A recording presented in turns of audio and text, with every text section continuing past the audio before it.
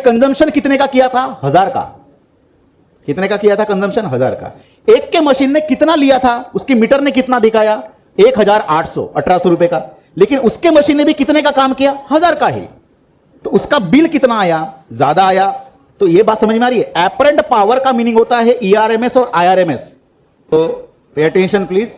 तो आज अपन टॉपिक शुरू कर रहे हैं, that is power a in AC circuit. Power a नहीं, पावर ए क्या है? ये power a in AC circuit. सब कुछ तो सीख लिया सर, हम लोगों ने सर्किट्स के बारे में सीखा। सर्किट हम लोगों ने कितने 7 तरह के सर्किट सीखे। 7 तरह के सर्किट में अलग अलग क्या देखा? प्रोग्राम देखा। कहीं पे वोल्टेज, कहीं पे करंट, कहीं पे क्या रिएक्टेंस, कहीं पे क्या इंपीडेंस, और कहीं पे क्या फेज देखा। सब कुछ देखा, बराबर है। अब यहां पे सबसे बढ़िया चीज हम लोगों को यहां पे सीखनी है कौन सी चीज?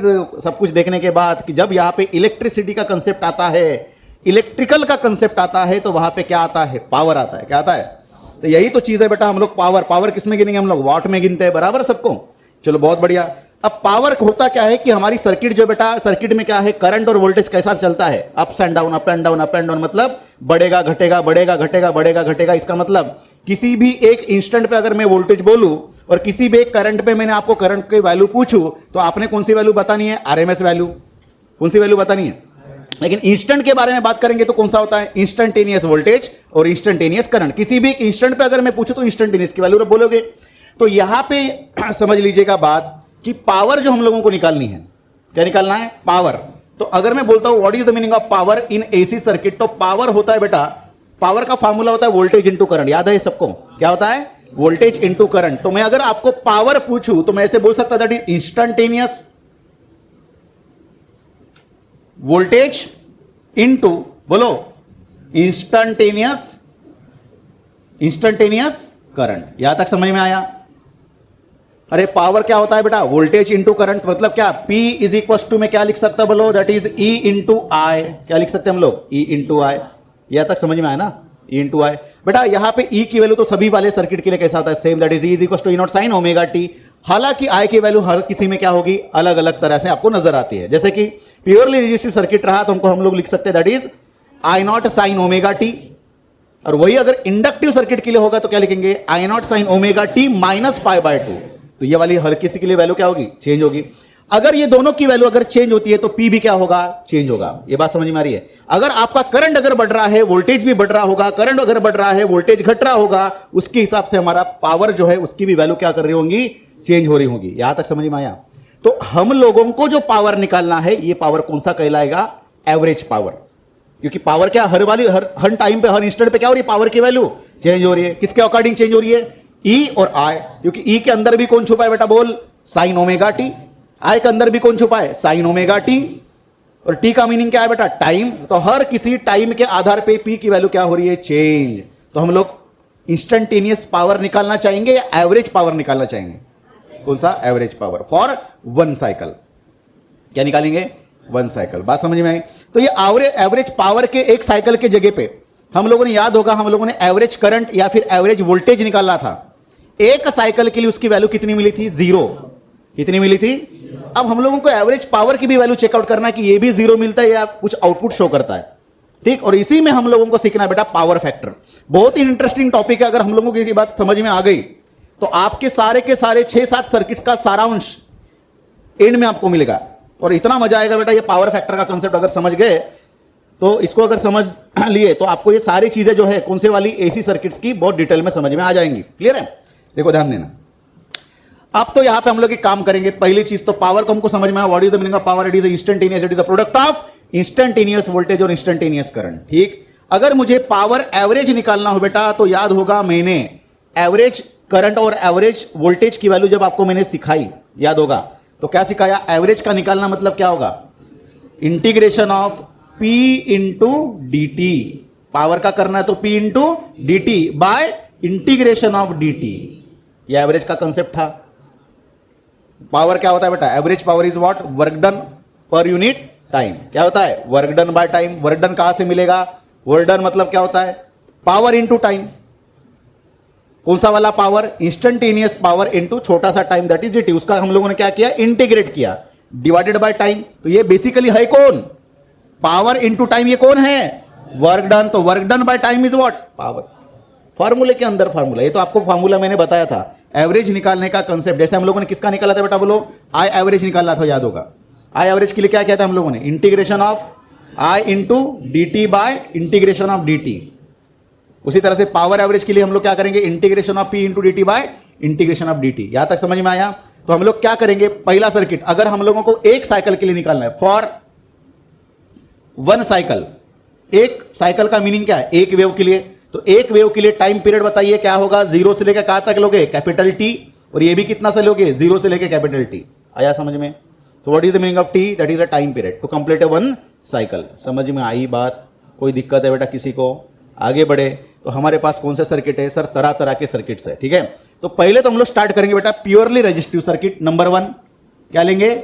Purely resistive circuit. अब सर्किट निकालने की जरूरत नहीं है क्योंकि हम लोगों को पता है प्योरली रेजिस्टिव सर्किट में होता क्या है। क्या होता है?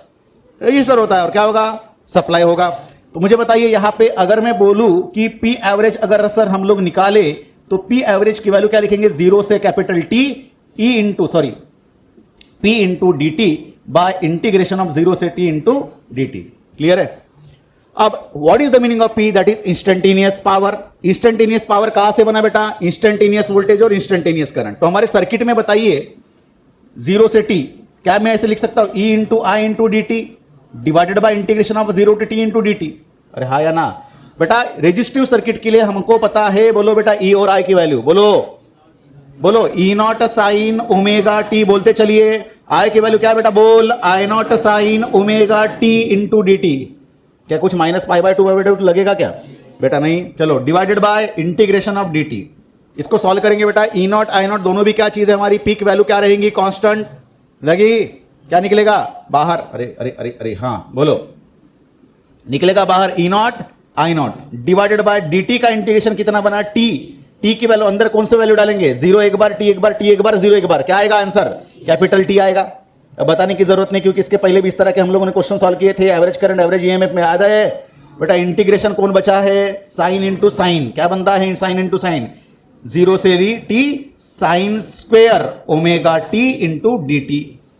क्या किसी साइन स्क्वेयर ओमेगा टी का integration sine square omega T करके सॉल्व किए थे हम लोगों ने? नहीं। कैसे सॉल्व किए थे बेटा? इसको याद होगा, हम लोगों ने इसको सॉल्व किया था E not I not by T. इस तरह से सॉल्व किया था हम लोगों ने। कैसे? वन माइनस साइन स्क्वायर का वैल्यू कितना होता है? One minus cos two omega T by two बराबर है इंटू डी टी। याद है बेटा? बोलो आगे। सो इक्वल्स टू बोलो E not I not by two in bracket. अब सॉल्व कर लीजिए। ये टू इसके लिए दोनों के लिए होगा, that is one by two. अरे one by two into D T, one by two into D T, one by two जैसे कि वैसा रहा। डी टी का इंटीग्रेशन क्या बनेगा? टी बनेगा minus cos two omega T by two. कितना? हाँ एक बचा है यहाँ पे टी ना, ठीक है। वन बाय टू, हाँ बोलो, one by two into D T का इंटीग्रेशन बना one by two into T, small T लिख लेंगे लगे तो चलो, माइनस, हाँ बोलो, cos two omega T, cos two omega T का क्या बनता है integration? Sign two omega T by two omega T का डेरिवेटिव क्या बना? टू ओमेगा बराबर है कितना बनेगा? To omega. टू ओमेगा और नीचे कौन लिखा है हमारा? टू, कितना बना? फोर ओमेगा बराबर। लिमिट क्या पुट किए बेटा? बोल, जीरो और कैपिटल टी। ठीक, कौन सा बेटा? कहां से निकालेंगे? अच्छा डायरेक्ट निकाल लिया ना अपन ने, तो लिखने की जरूरत नहीं है। हम लोगों ने यहाँ पे क्या आएगा? फिर टू ओमेगा आएगा, ठीक है। पावर निकाल लिया हम लोगों ने, टी रहा। बेटा बोलो, हमको पता है सॉल्व कैसे भी करो आंसर वही आने वाला है, क्योंकि इसके पहले अपन ने सॉल्व किया था। टी की वैल्यू पुट करो एक बार, क्या बनेगा? यहाँ पे टी पुट करोगे कैपिटल टी बराबर माइनस यहाँ पे टी पुट करोगे तो यहाँ पे ओमेगा की वैल्यू कितनी बनती है? Two pi by T. कितना बनता है? और ये टी पे यहाँ पे टी पुट किए, कितना बना? T T get cancel, solve करके देना पड़ेगा। बेटा बोल, E not I not by twice capital T in bracket, एक बार टी पुट किए करो, माइनस है बोलो साइन टू ओमेगा की value two pi by T into T के जगह पे क्या पुट करेंगे? कैपिटल टी बराबर डिवाइडेड बाय कौन सा? To omega. फिर माइनस देंगे, एक बार जीरो पुट करेंगे, बोले बेटा बोलो जीरो, फिर माइनस माइनस प्लस, टी के जगह पे जीरो पुट करो, बोलो साइन जीरो जीरो। बहुत बढ़िया, बोलो E not I not by twice T in bracket capital T, T T get two two जा 4 पाई मतलब कितने चक्कर हो गए, 2 चक्कर। तो 4 पाई की वैल्यू मतलब ही कितनी, 0 की वैल्यू, साइन 0 की वैल्यू, तो कितना बना 0 माइनस 0 माइनस 0। ठीक, तो आपकी वैसे वैल्यू मिली सिर्फ कितनी है, टी गेट। तो आपके पास मिला कितना बेटा, बोल E not I not by 2। क्या मैं इसको ऐसे लिख सकता हूं, E not by √2 into I not by √2, क्योंकि हमको पता है √2 इंटू √2 इज व्हाट। ये हमको क्या मिला बेटा, बोल पी एवरेज। क्या मिला, पी एवरेज। बेटा ई नॉट बाय √2 क्या होता है, बोला बोल E R M S into I R M S. ये बना पी एवरेज के लिए वैल्यू। तो आपके प्योरली रेजिस्टिव सर्किट के लिए पी एवरेज की वैल्यू इतनी मिली। कितनी मिली, ई आर एम एस और आई आर एम एस इतनी मिली। यहां तक समझ में आया। ठीक, ऐसी तरह से अगर मैं इंडक्टिव सर्किट के लिए निकालू, सेकंड वाला, दैट इज इंडक्टिव सर्किट। कौन सा वाला inductive circuit, purely inductive circuit. Clear है सर, इतने सारे सर्किट है, हर किसी सर्किट के लिए निकालेंगे क्या, नहीं, हम लोग सिर्फ 3 सर्किट के लिए निकालेंगे और 3 सर्किट से अनुमान लगाएंगे बाकी सर्किट्स के लिए क्या होने वाला है। ठीक है, तो बेटा प्योरली इंडक्टिव सर्किट में बोलो क्या करोगे, पहले तो बोलोगे यहां पे ई की वैल्यू कितनी होती है, E not sine omega T, और आई की वैल्यू कितनी होती है बेटा, बोलो that is I not sine omega T minus pi by 2 बराबर। तो P इंस्टेंटेनियस की वैल्यू कितनी, ई इंटू आई, ई की वैल्यू कितनी, E not sine omega T into I not sine omega T minus pi by 2। यहां तक समझ में आया। ठीक, क्या मैं इसको ऐसे लिख सकता हूं, जब इसको इंटीग्रेशन सॉल्व करना तो बेटा बड़ी दिक्कत जाएंगे, क्योंकि क्या हो रहा है इसके अंदर, साइन भी आया, ओमेगा टी आया, दूसरा क्या आ रहा है, साइन आ रहा है, उसका क्या आ रहा है, ओमेगा टी। कैसे सॉल्व करें, तो पहले तो अपन लिख लेंगे that is P average is equal to, बोलो 0 से कैपिटल टी, कितनी वैल्यू है, E not sine omega T into I not sine omega T minus pi by 2 into D T divided by 0 से capital T into D T. बहुत बढ़िया, चल बेटा बोल। So therefore P average is equal to कितना बना, ई not निकला बाहर, आई नॉट निकला बाहर, 0 से capital T sign omega T minus pi by 2। दो फंक्शन दिख रहे हैं, तो ये तो कॉम्प्लिकेटेड हो जाएगा ना सॉल्व करते समय। तो क्या मैं sign omega T minus pi by T को कॉस में कन्वर्ट कर सकते हैं हम लोग, अरे हाँ या ना। तो साइन ओमेगा टी को जैसे के वैसे रखा मैंने। ठीक, अब बताइए sign omega T minus pi by 2 क्या होता है, sign omega T minus pi by 2 is what, देखो ये कॉस में कन्वर्ट होगा, कॉस ओमेगा टी। कौन से वाले क्वाड्रेंट में जाता है ये, फर्स्ट सेकंड थर्ड या फोर्थ में जाएगा, omega T minus pi by 2 है बेटा, मतलब पाई बाय 2, देखो ये है ना omega T minus pi by 2, कौन से क्वाड्रेंट में जाएगा, अबे ये थीटा माइनस पाई बाय 2 कौन से क्वाड्रेंट में, नेगेटिव जा रहा है ना, फोर्थ क्वाड्रेंट में जाएगा, जिसमें कौन सा क्वाड्रेंट होता है, कौन सी वैल्यू ट्रिग्नोमेट्रिक फंक्शन होता है, पॉजिटिव, कॉस और सेक। और ये कौन सी वैल्यू दिख रही है, साइन की, मतलब अगर मैंने कॉस में कन्वर्ट किया तो इसका वैल्यू किस में आएगी, माइनस में, तो ये माइनस में सामने लिख रहा हूं, आया समझ में। तो साइन की वैल्यू किस में कन्वर्ट की मैंने, कॉस में, डिवाइडेड बाय बोलो बेटा integration of D T from 0 to t, इसका आंसर क्या आएगा, कैपिटल टी। चलेगा बेटा, यहां पे मैं लिख लेता हूं minus E not I not by T, लिखा मैंने, लिखा सामने 2, दिक्कत है बेटा किसी को, क्यों लिखा सर आपने 0 से कैपिटल टी में, यहां पे ऐसे लिखता हूं 2 sine omega T into cos omega T, चलेगा, इंटू डी टी। कोई दिक्कत, सर हमको सबको पता है 2 sine omega T cos omega T मतलब क्या होता है, बहुत बढ़िया, बोलो कितना बनेगा, तो ये बना आपका E not I not by 2, किसमें, माइनस में, 0 से कैपिटल टी, बोलो sine 2 omega T into D T होता है। अब आपके इंटीग्रेशन निकालना इजी हो गया, अरे हो गया ना बेटा, बोलो कितना बनेगा, minus E not I not by 2 और एक टी बचा ना अपना, बोलो साइन 2 ओमेगा टी की वैल्यू कितनी बनी, इंटीग्रेशन अगर हम लोग सॉल्व करते बेटा, बोल minus cos 2 omega T divided bye 2 omega T का डेरिवेटिव कितना बनेगा, 2 ओमेगा, और जो लिखा जाता है कहां पे, डिनोमिनेटर में, बराबर है, कंपोजिट फंक्शन वाला, बहुत बढ़िया। माइनस सामने गया, कितना बना बेटा, E not I not by twice T, और यहां पे लिखा 0 और कैपिटल टी। अब बेटा यहां पे वैल्यू पुटअप करनी है आप लोगों को, और बतानी है वैल्यू कैसी, तो बेटा यहां पे बोलो कॉस 2 ओमेगा की वैल्यू कितनी होती है, 2 pi bye capital T into T के जगह क्या पुट करोगे, कैपिटल टी, माइनस एक बार क्या पुट करोगे, 0 पुट करोगे, कॉस 0 की वैल्यू कितनी, लिख लो लगे तो कॉस 0। ठीक, बताइए टीटी गेट, हाँ cos 2 इंटू 2 दैट इज 4 पाई। 4 पाई मतलब कौन सा, जीरो की वैल्यू होगी। स्टार्टिंग कहां से करेंगे, जीरो से। कितना बना 2 पाई, कितना बना 4 पाई। कितने राउंड्स कंप्लीट किए उसने, 2 राउंड्स कंप्लीट किए, बराबर। 2 राउंड्स कंप्लीट किए मतलब कहां पे आया वो, जीरो पे आया। तो cos 0 की वैल्यू कितनी बनी 1, माइनस cos 0 की वैल्यू कितनी बनी 1 minus 1, 0 into T, 0 into this value is, मतलब कितना बना, कितना बना। तो बेटा आपका power average for purely inductive circuit कितना दिखा रहा है, अरे बाप रे, अरे अगर मैंने प्योरली कैपेसिटिव सर्किट लिखा, प्योरली कैपेसिटिव, बेटा इसमें फर्क क्या आएगा। अगर मैं इंटीग्रेशन सॉल्व करने जाऊंगा, आप ही इसको लिखना है, लिखते समय नोट्स में जब आप उसको फेयर करोगे तो आंसर में ये वाला सर्किट भी आपको लिखना है, सॉल्व करना है। क्या आएगा बेटा इसके अंदर, बोलो। अरे आके इसमें क्या आएगा, sign omega T plus pi by 2, बराबर है, मतलब पाई बाय 2 प्लस थीटा। कौन से क्वाड्रेंट में जाएगा, कौन से क्वाड्रेंट में जाएगा, सेकंड क्वाड्रेंट में जाएगा, बराबर है। तो इसको जब मैं लिखूंगा sign omega T plus pi by 2, तो क्या कॉस में कन्वर्ट करो, कितना बना कॉस ओमेगा टी, इतना ही बनेगा। तो कॉस ओमेगा टी आया, सिर्फ साइन क्या नहीं आएगा इसमें, माइनस नहीं आएगा। अगर मैंने पूरा सॉल्व किया तो इसका आंसर सॉल्व करते करते ऐसा ही आएगा ना, आएगा नहीं आएगा।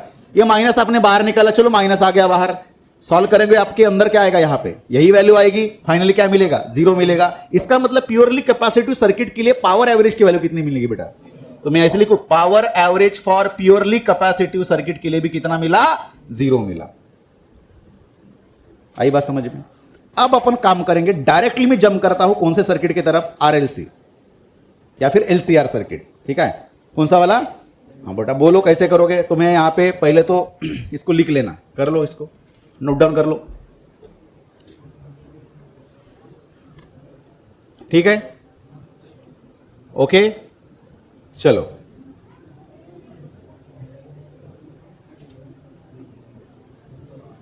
बेटा बहुत बढ़िया, आगे देखिए। आई होप सबको सारी चीजें समझ में आई होंगी, क्लियर है।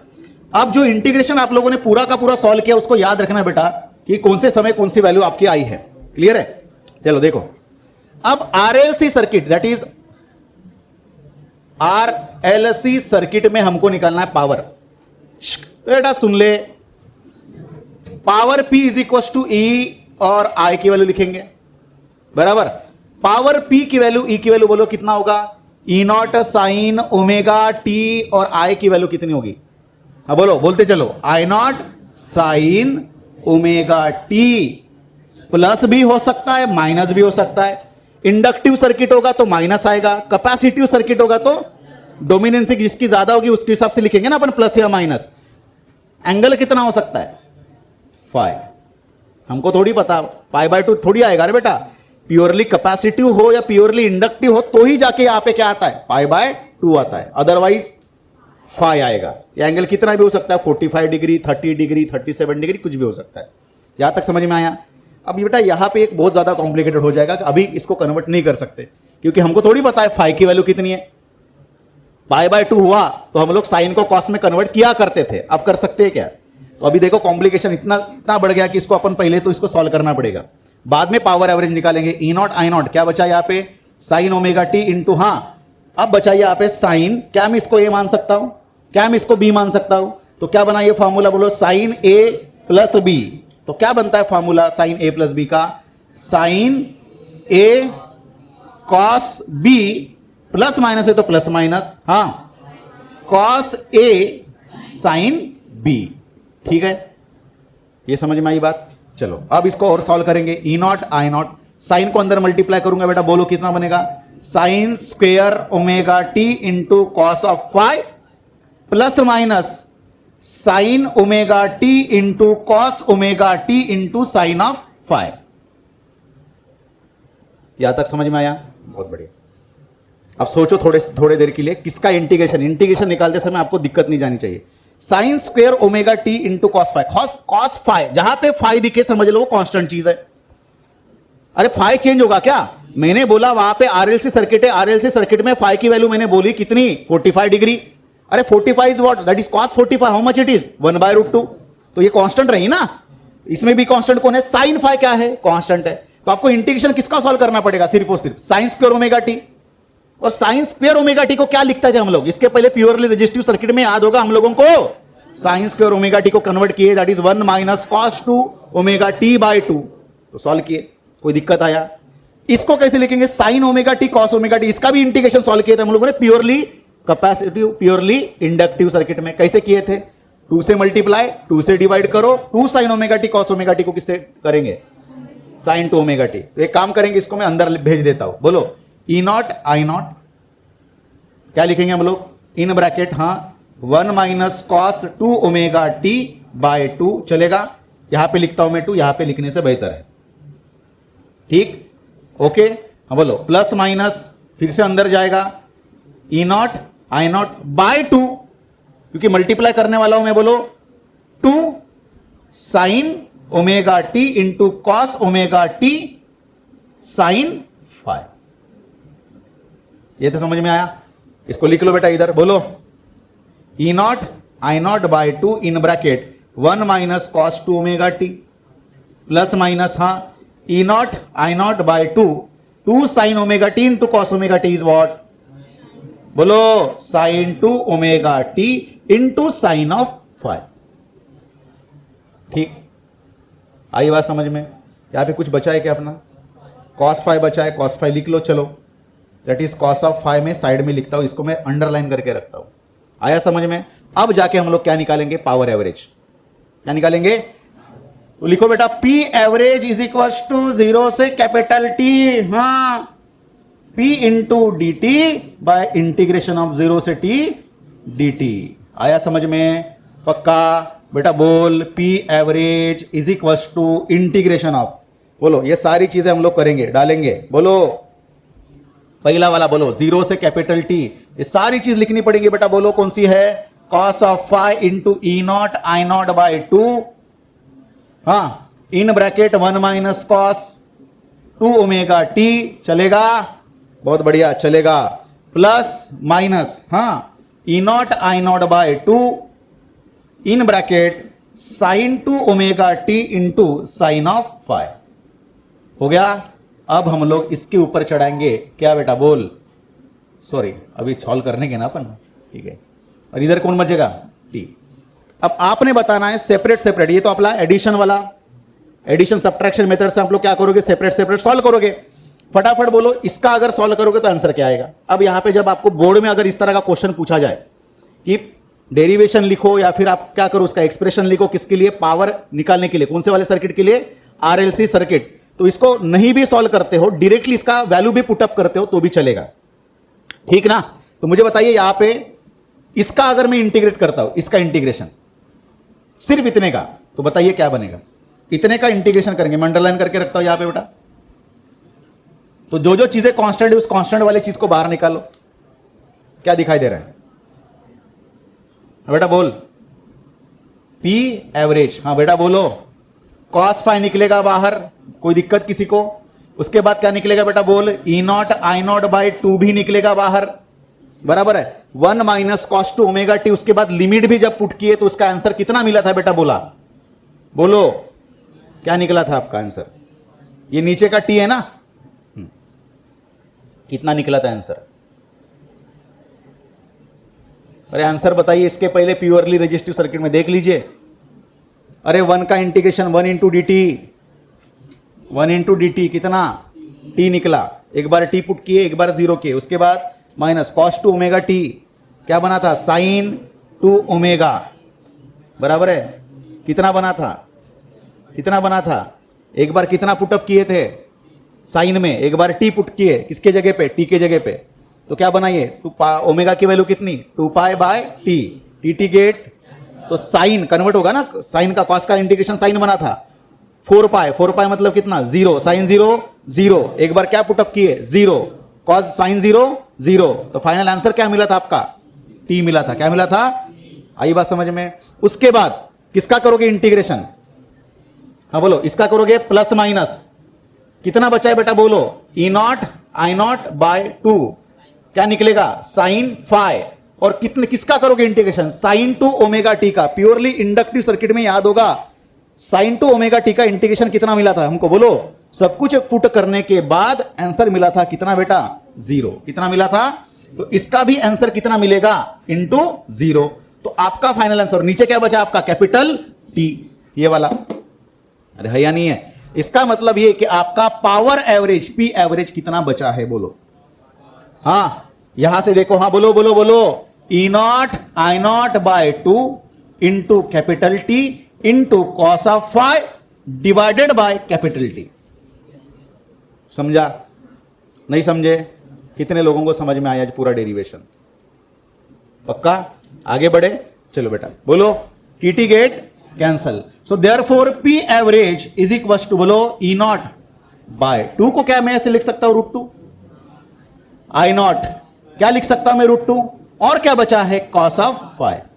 सबको पता है, क्या पता है, कुछ नहीं पता है, ई नॉट बाय √2। हाँ, E R M S into I R M S into cos of five. अरे बाप रे, यही तो है वो प्रॉब्लम की जड़ जिसका नाम है बेटा क्या, पावर फैक्टर। क्या नाम है, यही बनाएगा, यही जड़ है बेटा किसके, पूरे आरएलसी सर्किट या फिर कोई भी सर्किट पकड़िए उसके जड़ है, यह है पावर फैक्टर। और ये ऐसा फैक्टर है जो प्रॉब्लम क्रिएट करने वाला है। क्या करने वाला है, प्रॉब्लम क्रिएट करने वाला है। सर कैसे? अब सबसे इंपॉर्टेंट चीज आपको पहले तो समझ में आई होगी, प्योरली रेजिस्टिव सर्किट में पावर की वैल्यू क्या मिली थी, सिर्फ और सिर्फ ईआरएमएस और आईआरएमएस। और कॉस फाइव की वैल्यू कुछ तो डाली होगी ना हम लोगों ने, तो उसकी वैल्यू कितनी बननी चाहिए कि ईआरएमएस और आईआरएमएस में कितना बने, ईआरएमएस और आईआरएमएस मिले, कितना बनना चाहिए कॉस फाइव की वैल्यू, 1 इंटू ईआरएमएस और आईआरएमएस। क्या बना, ईआरएमएस इंटू आईआरएमएस। यही किसकी वैल्यू है, पी एवरेज की। इंडक्टिव सर्किट में पावर एवरेज कितना मिला था, अरे इंडक्टिव सर्किट में पावर एवरेज कितना मिला था, 0। इसका मतलब कॉस फाइव की वैल्यू कितनी बननी चाहिए, कितनी बननी चाहिए, 0 बननी चाहिए। 0 इंटू ईआरएमएस इंटू आईआरएमएस इज 0।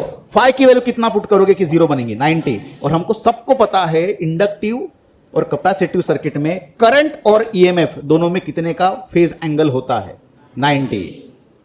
ये समझ में आया? अब हम धीरे धीरे बढ़ेंगे, देखिए ठीक है आगे। अब समझ लीजिए ये पावर फैक्टर कितना इंपॉर्टेंट है बेटा। क्या बोलता है पावर फैक्टर, ठीक, क्या बोलता है पावर फैक्टर, सुन लीजिए। पावर फैक्टर बोलता है, ये देखो ये भी है आपका कौन, पावर, कौन दिख रहा है, पावर। कौन सा पावर दिख रहा है बेटा, एवरेज पावर। कौन सा दिख रहा है? और ये क्या होता है, ईआरएमएस और आईआरएमएस, ये भी होता है ना वोल्टेज इंटू करंट। क्या ये, और वोल्टेज इंटू करंट को भी हम लोग क्या बोल सकते हैं, पावर। तो ये भी पावर है, ये भी पावर है, इसका नाम क्या है, पावर फैक्टर बोला मैंने। अरे हाँ या ना? तो बेटा आपको जो पी एवरेज दिख रहा है हम लोग इसको बोलेंगे एक्चुअल पावर। क्या बोलेंगे, या फिर रियल पावर भी बोल सकते हो। क्या बोल सकते हो? और यहां पे ये वोल्टेज इनटू करंट जो दिख रहा है इसको हम लोग नाम देंगे क्या, दैट इज एपरेंट पावर। क्या बोलेंगे, जो आपको सिर्फ फील देता है इतना पावर है कर, दैट इज एपरेंट पावर, ठीक। और हमारे साइड में क्या है, पावर फैक्टर। ये न्यूमेरिकल के लिए बड़ा इंपॉर्टेंट है बेटा, इसका फॉर्मूला हमको काम आएगा। क्लियर है? अब देखिए आगे, ठीक। सर ये एक्चुअल पावर लिखा और एपरेंट पावर लिखा, ये क्या चीज बताता है? देखो ये आपका एक्चुअल पावर की वैल्यू चेंज करने में कौन इंपॉर्टेंट भूमिका निभाता है, कॉस फाइव। कैसे सर? देखिए एक्चुअल पावर का मतलब है कि कितना पावर आपको मिला, कितना आपके मशीन ने काम किया। जैसे मान के चलिए कि आपके घर में दो आपके क्या है, फ्रिज है। दो अलग अलग घर रखे हम लोगों ने, दो भाई है, दो भाई के घर में बेटा फ्रिज, दोनों के अलग अलग क्या है, मीटर। एक भाई जो है उसने कुछ अच्छे कंपनी का फ्रिज लाया, एक भाई ने जो थोड़ा सस्ता लाया, ठीक, बढ़िया।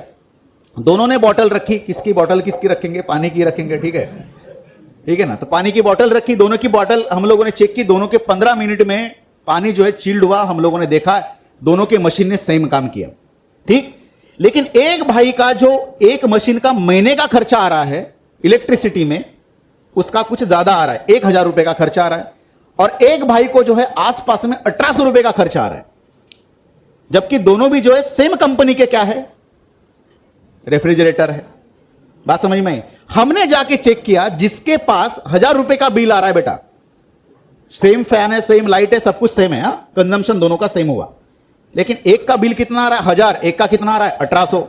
हम लोगों ने 1800 के वाले के घर में जाके देखा, उसने जो फ्रिज लिया था बेटा, जिस भी कंपनी का लिया होगा, उसके ऊपर लिखा था 5 स्टार, रेटिंग कितनी थी। और एक वाले जिसके पास 1800 रुपए का बिल आया, उसके पास हम लोगों ने जाके देखा, उसके पास जो है रेटिंग ही नहीं थी, रेटिंगहीन, रेटिंग लेस, स्टारलेस। बात समझ में आई? इसका मतलब दोनों का पावर जो है बेटा, सुन लो सुन लो सुन लो, दोनों का पावर जो है वो कैसा दिख रहा है। Power consumption apparent power, that is E RMS और आईआरएमएस, कैलकुलेटिवली जब हम लोग करेंगे तो दोनों के लिए कैसा कैसा आ रहा है, कैसा आ रहा है, कैसा है, दोनों के लिए अलग अलग है। बात समझ में आई? तो मान के चलो कि आपने, सुन लो, आपने एक घर में, उसने आउटपुट लिया बेटा, एक की मशीन ने कितना 1000 रुपए का काम किया। कितने का काम किया? 1000 रुपए का काम किया। तो उसने कंजम्पशन कितने का किया था? 1000 का। कितने का किया था कंजम्पशन? 1000 का। एक के मशीन ने कितना लिया था? उसकी मीटर ने कितना दिखाया? 1800, 1800 रुपए का। लेकिन उसके मशीन ने भी कितने का काम किया? 1000 का ही। तो उसका बिल कितना आया? ज्यादा आया। तो यह बात समझ में आ रही है? एपरेंट पावर का मीनिंग होता है ईआरएमएस और आईआरएमएस। यह बात समझ में आई? तो मुझे बताइए, जिस भाई के तरफ 1000 रुपए का काम करने के बाद 1000 रुपए का आउटपुट मिल रहा है, that output is known as actual power, जो मशीन ने काम किया है। और एपरेंट पावर का मीनिंग क्या है? कि कितना कंज्यूम किया है। बात समझ में आई? तो मुझे बताइए, ये अगर 1000 हो और ये भी अगर 1000 हो, तो 1000 इज इक्वल टू 1000 होने के लिए cos फाई की वैल्यू कितनी बनानी पड़ेगी? 1। कितनी बनानी पड़ेगी? इसका मतलब अगर मुझे कोई भी ऐसी मशीन बनानी है जिसका एपरेंट पावर एक्चुअल पावर के बराबर हो, तो हम लोग क्या हमेशा ट्राई करेंगे कि हमारे मशीन में cos फाई की वैल्यू कितनी बनी रहे, जो बनती नहीं है। और इन रियलिटी वो बनेगी नहीं। बनेगी नहीं मतलब हमेशा याद रखना, ये 1 से हमेशा क्या होगा? कम होगा। cos फाई की वैल्यू क्या रहेगी? हमेशा 1 से। इसका मतलब ये वैल्यू कितनी हो सकती है? 0.8, 0.7, 0.6 के आसपास हो सकती है।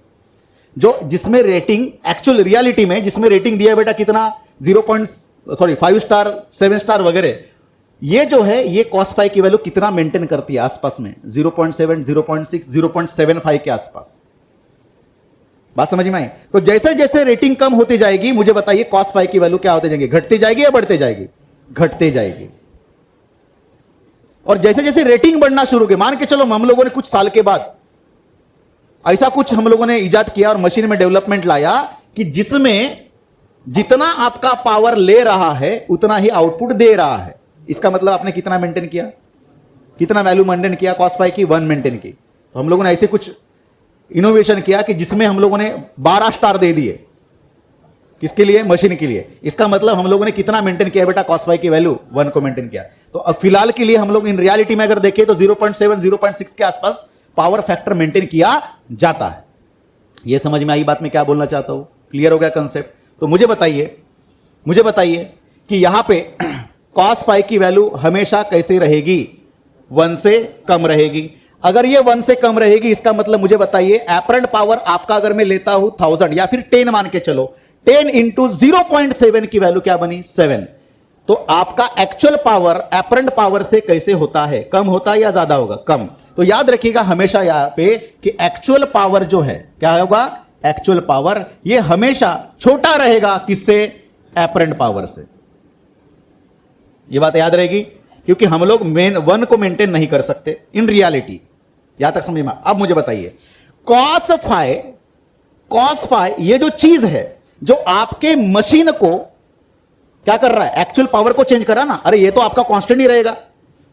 एक्चुअल पावर कहां पे मिला? ईआरएमएस की वैल्यू आपने डाल दी, आईआरएमएस की वैल्यू डाल दी मैथमेटिकली। ये वैल्यू आपको मिल गई कितनी? 1000। इसको चेंज करने की वैल्यू किसमें है? ये तो 1000 ही रहेगा ना। इसको कौन चेंज कर रहा है? मल्टीप्लाई करेंगे इससे, बराबर है ना। अगर मैंने लिखा cos 30 डिग्री, तो cos 30 की वैल्यू कितनी बनी बेटा? √3/2। या फिर cos 60 लिखा मैंने, कितना बना? 1/2। तो बोलो 1000 इंटू 1/2 कितना बना? तो आपकी मशीन ने कितने का पावर जनरेट किया? कितने का काम किया? 500 का, बराबर है ना। तो ये cos phi की तरफ वो शक्ति है कि जो इस वाले चीज को मल्टीप्लाई करके इसकी वैल्यू को चेंज करे। तो मुझे बताइए कॉस फैक्टर पावर जनरेशन का पार्ट है या आपके मशीन का पार्ट है? ये जो कॉस फैक्टर पावर फैक्टर दिख रहा है ये आपका जनरेशन का पार्ट है या मशीन का पार्ट है? तो मशीन में चेंज लाओगे या जनरेशन में चेंज लाओगे? बेटा आपका जनरेटर ने उतना ही जनरेट करना है जितना उसको करना ही है, उतना ही सप्लाई देगा जितना आपको चाहिए। लेकिन आपके मशीन में अगर आपने क्या किया, कॉस फाई को मेंटेन किया तो आपको आउटपुट मिलेगा। अच्छा, ये बात समझ में आई? तो कॉस फाई ये जो पावर फैक्टर है ये आपके सर्किट पे डिपेंड करता है ना कि जनरेशन पे। क्लियर? अब ये सर्किट कौन सा हो सकता है? Purely resistive, purely inductive, purely capacitive, या फिर आरएल, या फिर आरसी, या फिर एलसी, या फिर आरएलसी। और जिस अकॉर्डिंग हम लोग क्या करेंगे, कॉस फाई की वैल्यू डालते जाएंगे, उसके अकॉर्डिंग क्या होते जाएगा, हमारा एक्चुअल पावर की वैल्यू क्या होती जाएंगी, चेंज होते जाएंगे। समझ में आई बात? और इसको याद करने की, रट्टा मारने की जरूरत है ही नहीं। ठीक है सर, फिर तो अब एक जनरल नॉलेज के तौर पे अपन इसको डिस्कस कर सकते हैं कि जैसे कॉस फाई की वैल्यू टूवर्ड्स 1 लेने के लिए हम लोगों को क्या करना पड़ेगा। एक सिंपल सी चीज हम लोग बोलेंगे, देखो कि अगर मैं ऐसे लिखता हूं, बेटा देखो ध्यान देना कि z की वैल्यू, what is the meaning of z? क्या होता है z? Under root of R square plus XL minus XC का होल स्क्वायर होता है, बराबर है? ठीक, ओके। कॉस फाई, चलो कॉस फाई की वैल्यू क्या होती है बोलो? कॉस फाई की वैल्यू अगर मैं देखूं, क्या हो कॉस फाई की वैल्यू? बोलो कॉस फाई की वैल्यू, कॉस फाई की वैल्यू। हां, अगर मैं ट्रायंगल निकालता कौन सा वाला, आरएलसी सर्किट का, बेटा बोलो ये रहा आपका फाई, ये कौन होता है बेटा बोलो? एक्सएल माइनस एक्सी, ये कौन होता है? आर। इसमें अगर मैंने कॉस फाई की वैल्यू बोली बेटा, cos phi is how much? Opposite side by, sorry adjacent side by hypotenuse. Adjacent side कितना बना आपका? आर। हाँ बोलो कितना होगा? जेड। अरे होगा नहीं होगा? ठीक है, अगर मुझे वैल्यू बताइए यहां पे जेड की वैल्यू कितनी? आर। जेड की कितनी बनी? Under root of R square plus XL minus XC का होल स्क्वायर। ये क्या बना आपका? Cos phi. एक अपन इसको कर रहे हैं, डिस्कशन कर रहे हैं जनरल नॉलेज को। ये वैल्यू कितनी होनी चाहिए? आइडियली कितनी होनी चाहिए? 1। कितनी होनी चाहिए? 1 तभी होगा जब आर बाय आर होगा ना। कॉस फाई की वैल्यू तभी होगी जब आर बाय आर होगा। बेटा आर बाय आर होने के लिए ये क्या होना चाहिए? ये 0 होना चाहिए। इसका मतलब 0 तभी होगा जब XL is equal to XC होगा। अरे हाँ या ना? बेटा अगर एक्सएल और एक्सी की वैल्यू अगर मैंने पुट की, what is the value of XC? क्या होता है एक्सी की value? 1 by omega C. XL क्या है बेटा बोलो? Omega into L. ओमेगा इधर लेके जाओ, omega square is equal to बोलो 1 by L into C. Omega की वैल्यू कितनी बेटा? 2 पाई एफ, या फिर मैं ऐसे लिखता हूं omega is what? Under root of L C. तो क्या बना? Omega is what? 2 pi f is equal to 1 by under root of L C. F की वैल्यू इंडिया में फ्रीक्वेंसी कितनी है? 50 into 100 that is 100 pi is equal to 1 by under root of L C. अब मान के चलो आपके पास fan है, फैन में क्या है आपका? कॉइल है। कॉइल है मतलब कौन है? इंडक्टर है। अरे है या नहीं है? आपने कोई और मशीन ली, उस मशीन में क्या है? एल है या नहीं है? तो बाय डिफॉल्ट आपके पास एल होता ही होता है। तो मुझे ये वैल्यू किसके बराबर आनी चाहिए? XL is equal to XC को मेंटेन करने के लिए 100 पाई के बराबर। अरे हाँ ना? तो 100 पाई को कौन, इसकी वैल्यू इसके बराबर होने के लिए कौन रिस्पॉन्सिबल होगा यहां पे? C. What is the meaning of C? Capacitor. है या नहीं है? तो अकॉर्डिंग टू आपके मशीन के हिसाब से आपने सी को मेंटेन किया तो ये वैल्यू किसके बराबर हो जाएगी? 100 पाई के बराबर हो जाएगी, जो पूरे कंडीशन को क्या करती है? मेंटेन करती है। और किसके तरफ लाने को ट्राई करती है? कॉस फाई की वैल्यू 1 के तरफ। आ रही बात समझ में? तो इसलिए देखा होगा आपके फैन के यहां पे जो फैन लगा है उसके ऊपर लगा है बेटा क्या? कैपेसिटर।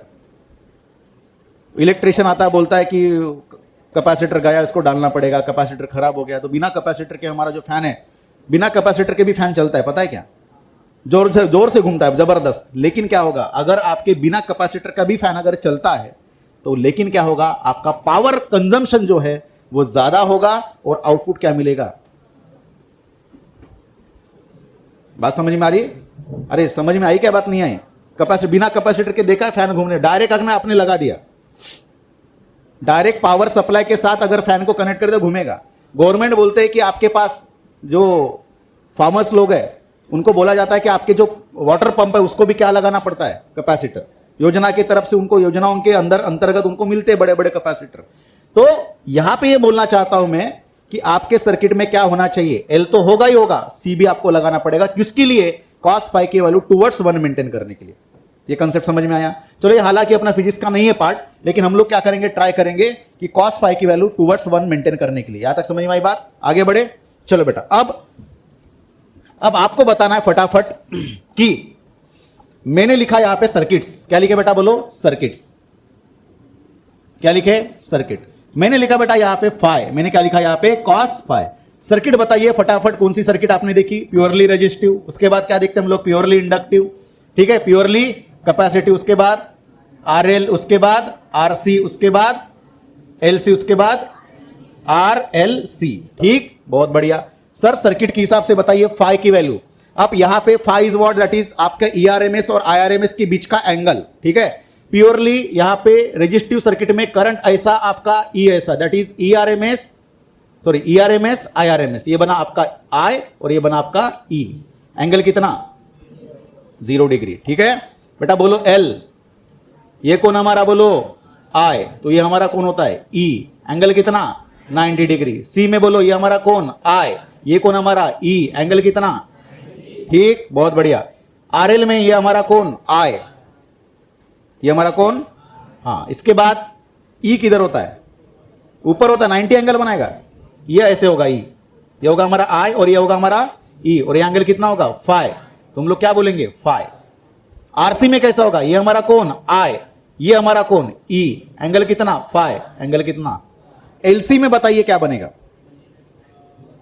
एलसी में एक बार ई ऊपर, ये तो करंट रहा ना, दैट इज आई, ई, हाँ, ई एल ऊपर, ईसी डिपेंड करता है कि कहां पे बने, लेकिन एंगल कितना बनेगा, 90। एक तो ऊपर होगा, एक तो नीचे होगा। अगर इंडक्टिव सर्किट का डोमिनेंसी ज्यादा होगा तो ऊपर, कैपेसिटिव का होगा तो नीचे, तो एंगल कितना बनेगा, 90। आरएलसी में बताने की जरूरत नहीं है। अगर एलसी सर्किट हो, यह हमारा करंट, इंडक्टिव डोमिनेंसी ज्यादा होगा तो इधर होगा, और कैपेसिटिव का होगा तो इधर होगा। अब बताइए cos phi, cos 0, cos 90, cos 90, ये क्या लिखेंगे, कॉस फाई, ये क्या लिखेंगे, कॉस फाई, फिर से कॉस 90, हाँ बोलो कॉस फाई। अकॉर्डिंग टू इसके हिसाब से आपको बताना है पावर एवरेज, बराबर है। पावर एवरेज के लिए क्या करेंगे, फॉर्मूला इस्तेमाल करेंगे बेटा, बोलो क्या बनेगा, हाँ, पी एवरेज। निकाल सकते पी एवरेज, बोलो बेटा क्या क्या बनेगा, हाँ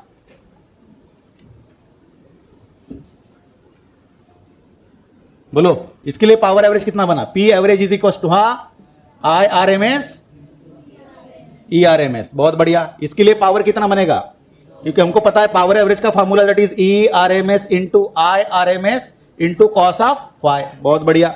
बोलो बेटा, हाँ आगे कितना बनेगा, 0 हो गया ये, हाँ। Power average is equal to, हाँ, E R M S I R M S इसको कॉस ऑफ फाई, ठीक, बहुत बढ़िया। सेम उसके लिए लिख सकते हैं, इसके लिए क्या बनेगा 0, इसके लिए भी उतना ही लिख सकते हैं, ठीक है। अब मुझे बताइए कॉस फाई की वैल्यू जब पुट करने की बारी आएगी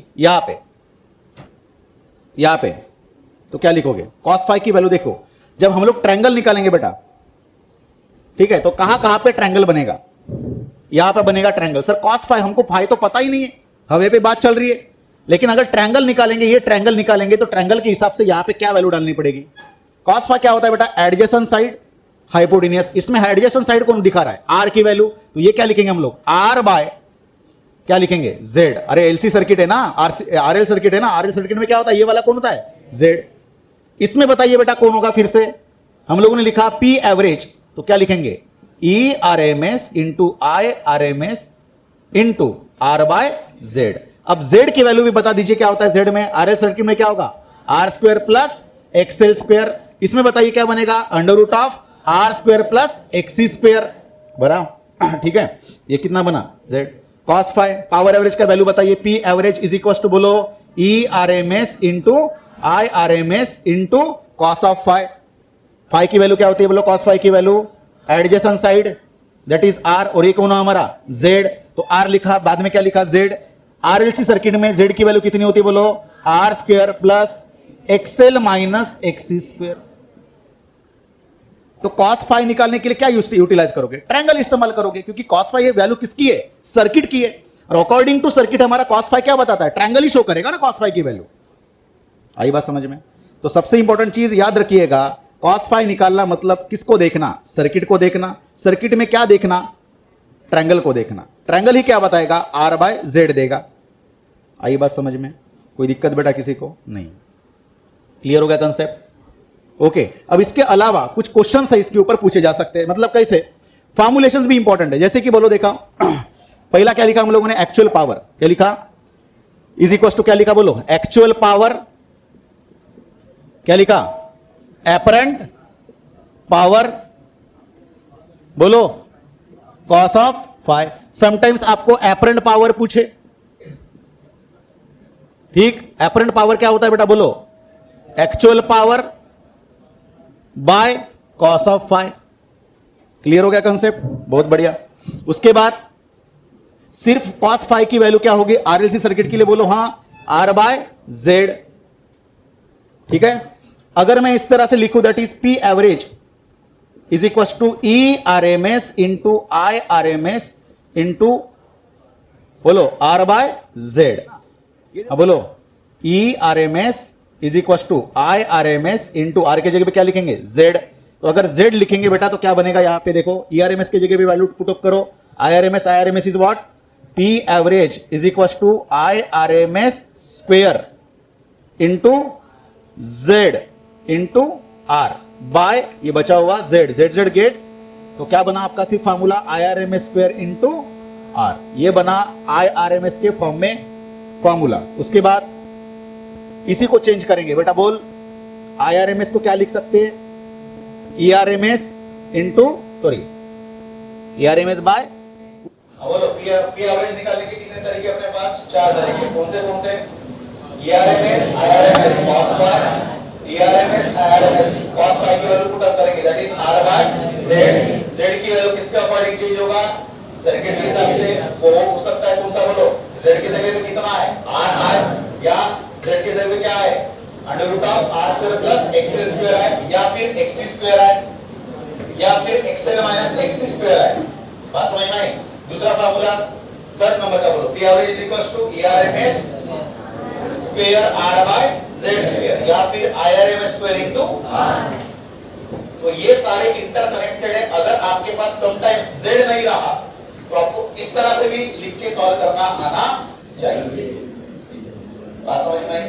तो ये सारे फॉर्मूले बने, और इसको तो बिल्कुल ही भूलना नहीं, that is actual power is equal to apparent power into cos of phi. आई बात समझ में? इसके ऊपर में हम लोग क्या करेंगे? क्वेश्चंस लिख सकते हैं। क्लियर है? इतने सारी चीजें हम लोगों ने पढ़ी है, ठीक है?